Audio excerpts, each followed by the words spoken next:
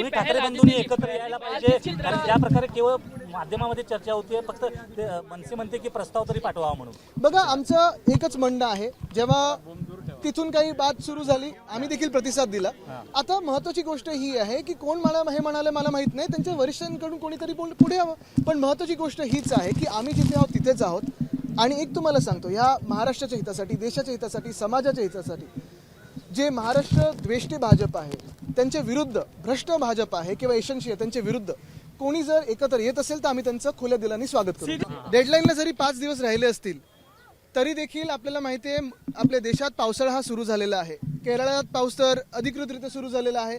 आपल्याकडे गेले पूर्ण आठवडाभर आपण पाहतो, आता देखील बोलत असताना रिमझिम पाऊस आहे. सगळीकडे आपण एकच दृश्य पाहतोय, रस्त्याची कामं पूर्ण झालेली नाही आहेत. जी सेफ स्टेजला आणायला पाहिजेत ती कामं सेफ स्टेजला आणलेली नाही आहेत. नालेसफाईची देखील कामं आम्ही कुठेही राजकारण आणू नये आणि महापालिकेला काम करायची संधी मिळावी म्हणून जास्ती काही व्हिजिट्स केल्या नव्हत्या. पण हे जरी पाहिलं आपण एकंदर तरी आपल्याच माध्यमातून सगळ्यांना कळते की नालेसफाई देखील यावर्षी नीट झालेली नाहीये. गेले 3 वर्ष मुंबई महानगरपालिकेत निवडणुका नाही झाल्यात, ना महापौर आहेत ना नगरसेवक आहेत. लोकांनी जायचं कोणाकडे हा प्रश्न आहे. एक नशीब ह्यावेळी एक मंत्री महोदय पाहणी करत असताना ग्रीन कार्पेट नव्हतं टाकलं, तेवढी लाज तरी ठेवली. पण एकंदर कामाचा घोळ आणि घोटाळा हा लोकांसमोर आलेला आहे. आणि जी आश्वासनं, खोटी आश्वासनं, खोटारडेपणा आम्ही उघडा पाडला त्यांचा की 2 वर्षात मुंबईला खड्डेमुक्त करू, 2 वर्षात आम्ही पूरमुक्त करू. 2 वर्षात आपण पाहतोय खड्डे वाढलेले आहेत, खराब रस्ते वाढलेले आहेत आणि रस्त्यांची कामं असतील ती तशीच उघडी पडलेली आहेत.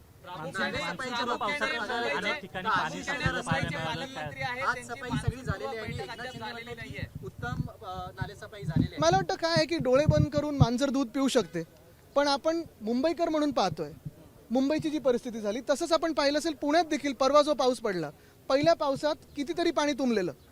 हे प्रकार आधी व्हायचे नाहीत. मग मेट्रोची कामं असतील, इन्फ्रास्ट्रक्चरची कामं असतील, काळजी न घेता हे सगळं जे होत आहे, बॅरिकेड जसे लावले जात आहेत आणि रस्त्याचा घोटाळा, मी कदाचित तुम्हाला कंटाळा येईल पण 2 वर्ष हेच बोलत आहे की रस्त्याचा घोटाळा झाला. मध्यंतरी अधिवेशन सुरू असताना देखील अध्यक्षांनी बैठक घेतली होती आणि त्या बैठकीत आपल्याला पहिलं त्यावेळीच सांगितलं होतं खरं काही त्याच्यातून निघालं तर चांगलं होईल. पण जैसे थे ही परिस्थिती आज आहे. आणि ह्याला एकच उत्तर राहील, निवडणुका घेऊन ही जी काही कीड, राजकीय कीड महानगरपालिकेला कॉन्ट्रॅक्टर्सची यांनी लावलेली आहे, मिंदेंनी, एशन्सीनी, ती दूर करणं. 2023 पर्यंत 22 पर्यंत खरं तर मुंबई महानगरपालिकेमध्ये नगरसेवक होते, त्यावेळेस 100% जवळपास ही नालेसफाई झाली असल्याची माहिती मिळते. त्यानंतरची 2 वर्ष किमान 64-65% नालेसफाई झाल्याची देखील माहिती. आपल्याला आठवत असेल कोविडचा काळ असताना देखील आणि त्याच्या आधी देखील जेव्हा नगरसेवक होते आणि मुंबई महानगरपालिकेत शिवसेना होती, शिवसेना उद्धव बाळासाहेब ठाकरे होती, तेव्हा 25 वर्ष आम्ही लोकांना उत्तर द्यायला रस्त्यावर असायचो. कुठेही काय झालं तरी आम्ही तिथे असायचो. आणि त्याच्या आधी मान्सून पूर्वीची बैठका असायच्या. सगळ्या ज्या संघटना आहेत, ज्या काही एजन्सीज आहेत, मग ती रेल्वे असेल, कुठची असेल, त्यांना सोबत घेऊन आम्ही काम करायचो. आणि जेवढं शक्य आहे जवळपास तेवढं आम्ही पारदर्शकपणे तुम्हाला सगळ्यांना सोबत घेऊन ती कामं पुढे न्यायचो. पण गेल्या 3 वर्षांमध्ये नागरिकांनी जायचं कोणाकडे हा प्रश्न पडलेला आहे. म्हणजे फोडाफोडी चालू आहे, पैसे देतात नगरसेवक, माजी नगरसेवक कोण इकडचं तिकडचं घेण्याचा प्रयत्न करतात, पण लोकांची कामं अजून होत नाहीयेत. मान्सून पूर्व बैठक ही पालकमंत्री पदांनी घेतली पाहिजे, ती अद्याप झालेली नाही. काय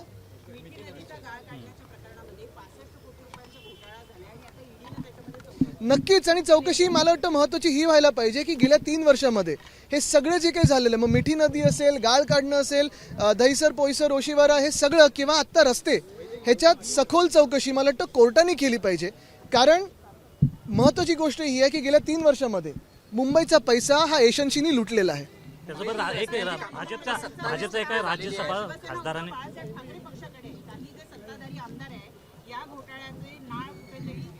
मला वाटतं सत्ताधारी आमदारांनी हे लक्षात घ्यावं की गेले 3 वर्ष कोणाच्या खाली तिथे काम करतात.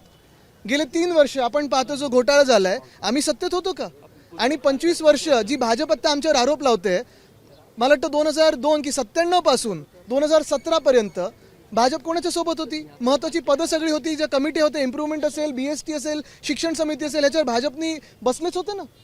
राज्यसभा खासदार आहेत, राज्यसभा खासदारांनी एक वादग्रस्त वक्तव्य केलं. नाही, त्यांना मी उत्तर देत नाही, पण एक निश्चित आहे, आपण पाहताय मुंबईचे रस्ते असतील, मुंबईचे नालेसफाई असेल, एशनशीने जो पैसा काढलेला आहे ह्याच्यातून घोटाळा केलेला आहे तो आता दिसायला लागलेला आहे. राज्यसभा खासदार एकाने वादग्रस्त वक्तव्य केलेलं आहे. पहलगाम मध्ये ज्या ठिकाणी हल्ला झाला, एक मिनिट, असं असेल तो. पहलगाम मध्ये हल्ला झाला त्यामध्ये भारतीयांचा मृत्यू झाला, त्यांच्या ज्या पत्नी आहेत त्यांनी धाडस दाखवलं नाही आणि विरंगना नाही. हा निर्लज्जपणा आपण पाहतोय पहिल्या दिवसापासून सुरू आहे. आपण एक पाहिलं असेल त्या ज्या पत्नी होत्या त्या नेव्ही ऑफिसरच्या, त्यांना कशी शिवी दिली गेली.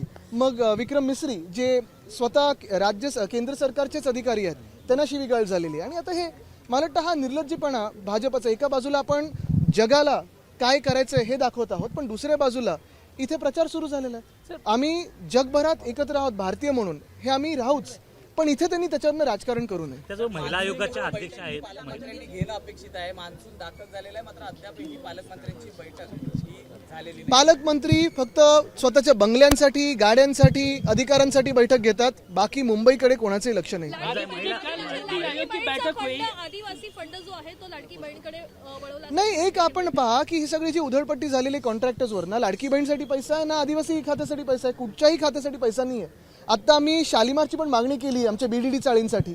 बीडीडी चाळींमध्ये आपण पाहतोय पाणी तर गळायला लागले वरतून छतातून, तरी देखील पैसाच आला नाही, कॉन्ट्रॅक्टरना पेमेंटच झालं नाहीये. लाडक्या कॉन्ट्रॅक्टरना पैसे मिळतात, बाकीच्यांना नाही. महिला आयोगाचे अध्यक्ष आहेत. महत्त्वाचा प्रश्न असा आहे की सुजय विखे पाटील असं म्हणतायत की शिवसेना उद्धव बाळासाहेब ठाकरे पक्षाबरोबर आता कोणाची युती होणार नाही. पुढच्या 2 वर्षामध्ये फक्त उद्धव ठाकरे आणि संजय राऊत हेच या पक्षामध्ये. ठीक आहे ना, आम्ही वेगळे वेगळे पक्ष बदलत नाही स्वतःचे कारखाने वगैरे वाचवायला. मला त्याच्यात जायचं नाही. आदित्य जी, कल नीति आयोग की बैठक हुई, उसमें ये कहा गया कि हमने जापान को सरपास करके चौथे नंबर पे हमारी इकोनॉमी आ चुकी है, 4 ट्रिलियन इकोनॉमी। खुशी है, इकोनॉमी बढ़ते जाए, लेकिन इसी के साथ रोजगार भी बढ़ते जाए, लोगों की आमदनी भी बढ़ते जाए और लोगों में खुशी भी बढ़ते जाए.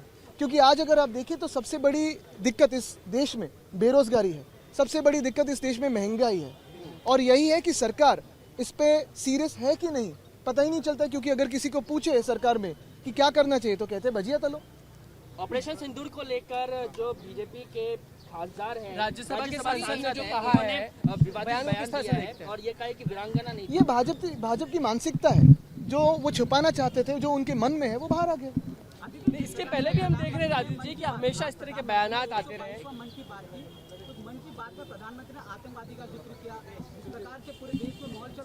नहीं पता नहीं, मैं सुनते नहीं आया हूँ कभी मन की बात, तो मुझे पता नहीं.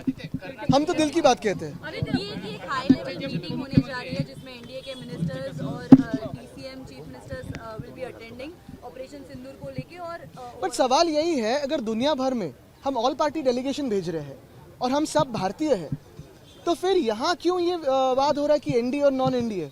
सारे चीफ मिनिस्टर्स को बुलाओ. जो बॉर्डर एरियाज है वहाँ के तो 2-3 चीफ मिनिस्टर तो बाहर के हैं, दूसरे पार्टी के हैं.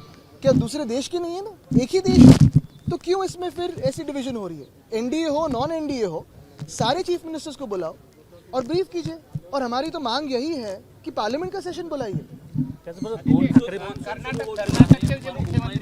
जी आप भीग रहे हो, हम भी भीग रहे हैं. आप सवाल पूछते जाएंगे तो मानसून ऐसे ही बढ़ता जाएगा. लेकिन लगता है आदित्य एक मिनट. हाँ, मानसून को लेकर आदित्य जी हिंदी में बता दीजिए. आदित्य जी, एक मिनट. मानसून को लेकर सवाल है आदित्य जी. बघू पुढे काय होतं. मानसून को लेकर मानसून की तो शुरुआत हुई है, लेकिन रास्तों के काम हो, नाले सफाई के काम हो, वो तो कुछ हुए नहीं है. सिर्फ भ्रष्टाचार हुआ है.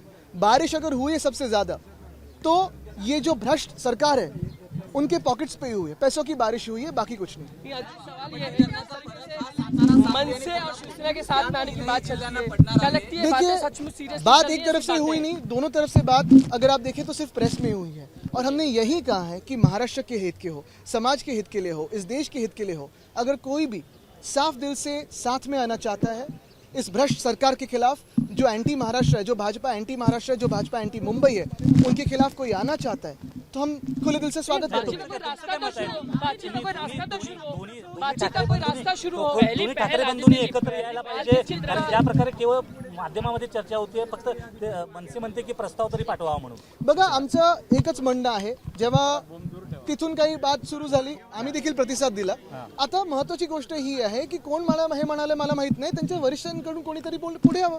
पण महत्वाची गोष्ट हीच आहे की आम्ही जिथे आहोत तिथेच आहोत.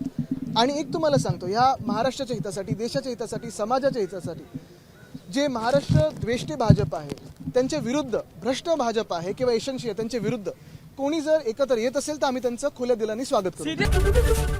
एबीपी माझा, उघडा डोळे बघा नीट.